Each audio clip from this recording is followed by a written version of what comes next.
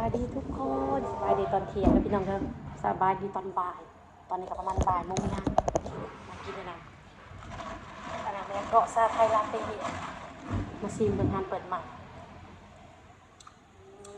แซ่บเด้อแซ่บเบิ่งซาเขียวปั่นบ่เห็นไรสั่งมานะลาเต้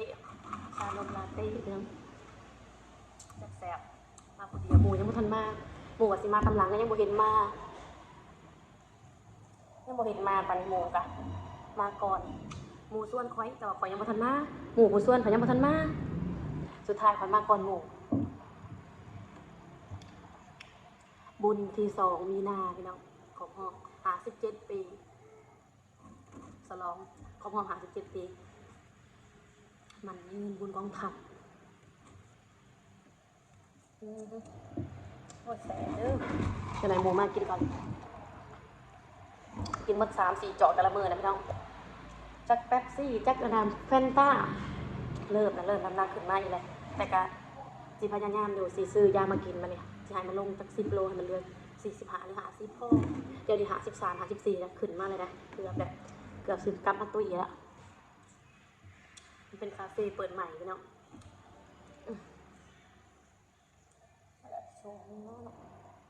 เป็นคาเฟ่เปิดใหม่มาลองเบิ่งแต่กระแซมโอเคแล้วติดใจตัวนี้แหละเปลี่ยนกินปกตินะเขาจะกินชาเขียวปั่นอยู่อเมซอนแต่ว่ามาเจอรสชาติตัวนี้แซ่บกว่าชาเขียวอเมซอนนี้มื้อหน้าจะมาสั่งกินก่อนแซ่บไปเนาะแซ่บนมลาเต้ชาไทยลาเต้บ่ตัวนี้บ่ลาเต้อันนี้ชาไทยบ่ผมเจอบ่ผิดนะหอมนม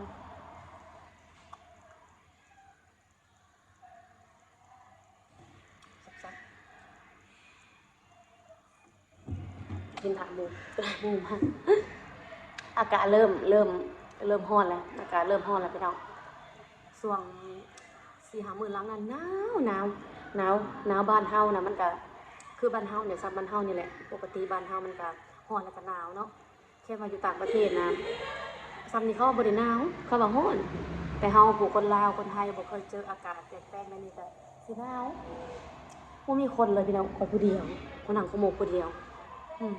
คนยังบ่มาปกติคาเฟ่วันนี้สิมีแบบพวกนักเรียนนักศึกษามาแต่ว่าปัจจุบันบ่เห็นบ่มีเนาะโอ้ยแสบตาแล้วนะโอเคแล้วแสบตาที่หมดจะไปตัดแว่นเนี่ย14,000 บาทแว่นอันนี้ค่ะ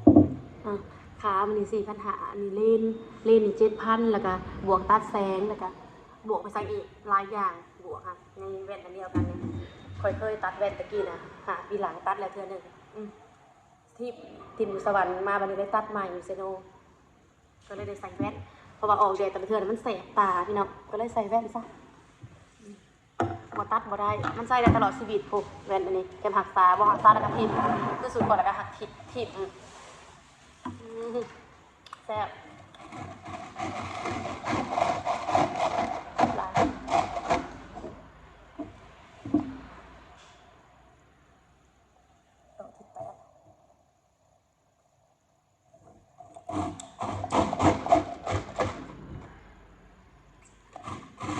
ไปเบิ่งนะเขาเตะบานอยู่เดินกองคนสลองของหอม57 ปี20 มีนากินนะตอนนั้นก่อนเดี๋ยวจะออกไปแคมดูกับสิไทยเบิ่งแคมที่คาดกับบริถ่ายพี่น้องเวลาเขาเตะบ้านมาเลยบ้านมันกิ่งมาเนี่ยย่านเวลาไปดันขอบสนามมันเขาเตะบ้านแล้วเขามันพกมานะคือตาญาติมันถือหัวมือว่านนี่กับไปนะมือว่านนี่กับไปกับทีมน้อยไปดันขอบสนามมาแหละมันเนาะเขาเตะปักแห้งๆวิ่งมาพอดีบ่าวนางข้างหน้าคนน่ะลัดเนี่ยเตะออกไปบริษัทถึกนะเมื่อวานนี้มื้อนี้ก็สิไปอีกทีมน้อยเพราะท่านเลิกโรงเรียนประมาณ4 โมงคนละทีมน้อยโรงเรียนแต่ว่าคอยสิไปเอาลูกก่อนมันงูไปงูมามันยากคือคอยขี่รถแต่ที่ลูกก็ไปคือเขาไกลๆนึงเขาต้องไปเอาลูกไปก่อนแล้วก็พากันขี่ไป2 เมตรลูกจะละมื้อนะทีมน้อยก็เริ่มใหญ่แล้วพี่น้องเริ่มสอเริ่มฮู้จักนั่นฮู้จักนี่แล้วก็ที่คาดอธิบายไปพับคอเสือมันตันกับคอแว่นครับมันสิไปหมูกพี่น้องแค่บ่ได้นะเบิ่งคลิปมินิกะ ทักมินเด้อแคมเปญมินอยู่วงมินสิไปหมู่ใหม่พัชรีมาบอกหมู่คอยกับสิไปคอยก็อยากไปอยู่ไปกวดข้อนี่ก็ไปกวดข้อนี่ฟังเบิ่งก่อนแคมได้ไปค่ะที่ถ่ายบรรยากาศงานกาซาดมาให้เบิ่งแค่บ่ได้ไปแล้วเพราะว่าเขาเห็นงานกาซาดงานกาซาดมุกดาหารเนาะแคมบ่ได้อยู่เขตมุกดาหารทางสิฮู้แล้วข่อยผู้คนลาวใกล้มุกดาหารข่อยก็ฮู้อยู่เคยไปอยู่ตะกี้แล้วตะกี้น่ะไปงานกาซาดนะแต่ว่าปัจจุบันบ่ค่อยได้ไปพี่น้อง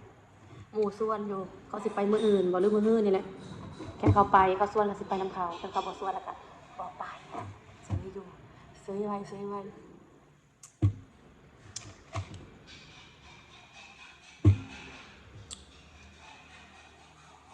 ว่าสิไปอุดหนุนป้าอ้นว่าสิไปอุดหนุนตาอ้นกับแม่น้อยแฟมิลี่ก็ยังบ่ได้ไปพี่น้องแซดบอกในคอมเมนต์แล้วว่าสิไปอุดหนุนยังบ่ทันไปปานนี้จักมื้อแล้วเขาเปิดขายเครื่องนะไปบ่มื้อแรงบ่คอยบอกเขาหลายมื้อแล้วว่าสิมาอุดหนุนเขายังบ่ได้ไปค่ะปานนี้เขาสิไปอยู่ยังบ่ได้ไปสิไปมื้อใดแกแบบมันเวลาหน่อยนะมันเวลาหน่อยก็เลยบ่ได้ไปมีเวลาหลายๆน่ะอยากไปอยู่ฟังเบิ่งตอนแรงเดี๋ยวสิไปแค่มานานมิ้นถ่ายได้มิ้นก็สิถ่ายคลิปมาให้เบิ่งเด้อแค่บ่ได้ถ่ายก็คือว่าบ่ได้เบิ่งแต่จุ๊เจ้าก็สิเห็นดอกแค่ว่ามิ้นไปก็เห็นอยู่ดอกในคลิปซอกโอนใหญ่นั่น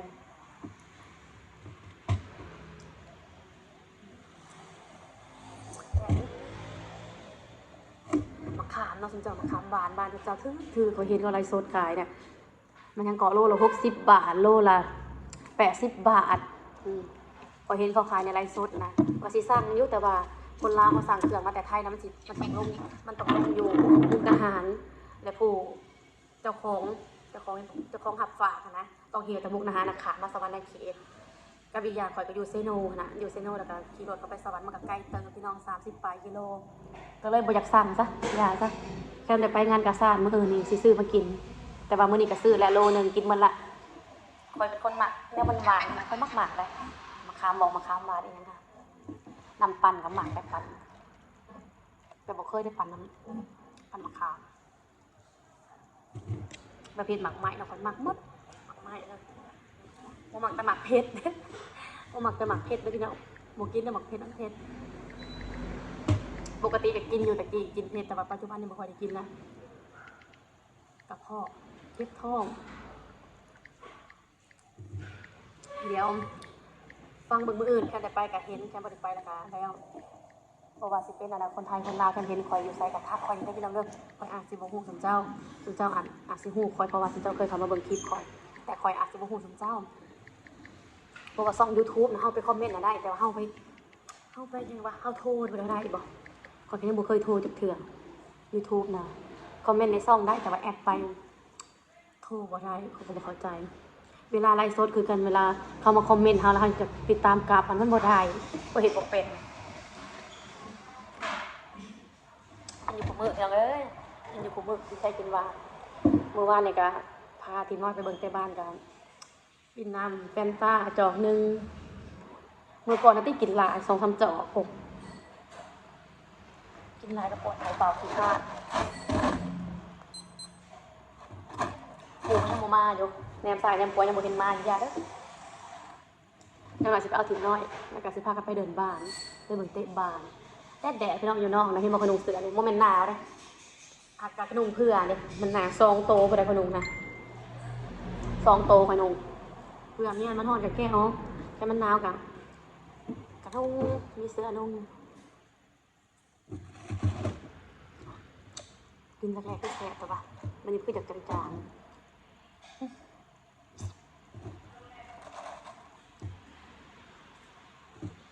ฝากกดไลค์กดติดตามส่งมินดีเด้อพี่น้องเด้อขอบใจหลายๆที่เข้ามาติดตามส่องมินกับบ่มียังไลน์พี่น้องกันเมื่อใดมีคลิปก็เอาลงเมื่อใดบ่มีคลิปก็บ่ได้เอาลง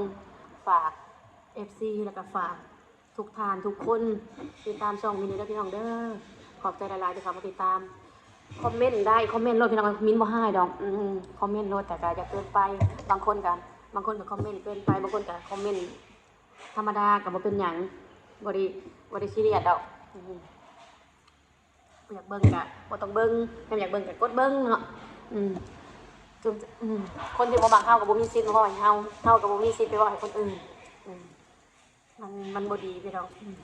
เฮาบ่ได้เว้าให้ไผแล้วก็บ่จำเป็นให้ใครมาเว้าให้เฮาคือกันส ฉะนั้นก็เป็นตัวของตัวเองบ่ได้เฮ็ดใส่ไผบ่ได้เฮ็ดให้ไผเดือดร้อนก็คือว่าเป็นคนดีคนหนึงแล้วเนาะบ่ได้เฮ็ดใส่ไผบ่ได้ตำหนิบ่ได้ว่าให้ไผตัวเองก็ดีแน่ชั่วแน่มีหมดทุกคน แต่ก็บ่อยากให้คอมเมนต์เกินไปพี่น้องคอมเมนต์ดีคอมเมนต์ม่วนๆซะข่อยก็บ่อยากเข้าไปอ่านซะนะแค่คอมเมนต์บ่ดีก็สิอยากอ่านเนาะคอมเมนต์ส่องตัวเองว่าคอมเมนต์จังซั่นจังซี่บ่มีใครอยากอ่านเนาะแต่อีกอย่างบางเทื่อเฮาก็บ่ได้รู้จักเขาแม่นอยู่เจ้าเป็น FC ข่อยเขามาเบิ่งช่องข่อยแต่เจ้าก็บ่มีสิทธิ์มาคอมเมนต์ในทางที่บ่ดีเจ้าสิเว้าแต่เจ้าก็เว้าได้แต่เจ้าบ่มีสิทธิ์มาคอมเมนต์ในช่องข่อยแล้วก็เว้าให้ข่อยเว้าตำหนิติเตียนเว้าเนี่ยมันดีนะข่อยโอเคข่อยยอมรับแต่เว้าเนี่ยมันบ่แม่นเว้าเนี่ยมันบ่จบนะข่อยบ่เอาเด้อพี่น้องเด้อใครเว้ากับผู้นั้นเป็นอันนั้นแหละบ่ได้ว่าผู้ใดก็จะมาว่าคนอื่นบ่มีไผมาว่าคนอื่นได้นอกจากพี่น้องเฮาก็เว้าได้แต่ว่าคนอื่นที่เขาสิตบปากเจ้าค่ะ